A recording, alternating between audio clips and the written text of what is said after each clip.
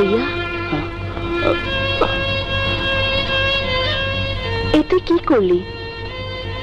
নিজের ভালোবাসাকে এভাবে হত্যা করে ভালোবাসা মানুষকে তুলে দিলি অন্যের হাতে। আমার ভালোবাসাকে আমি হত্যা করিনি। আমার ভালোবাসা আমার কাছেই আছে, কিন্তু যাকে ভালোবাসি সে যদি অন্য কাউকে ভালোবেসে থাকে, মন দিয়ে থাকে, তাহলে আমি কি করব?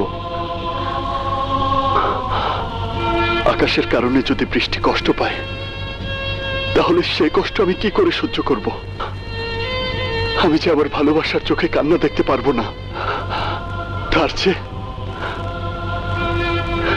নিজের চোখের কান্না মুছে ভালোবাসার স্মৃতি বুকে নিয়ে বাঁচবো, তাতেও সুখ।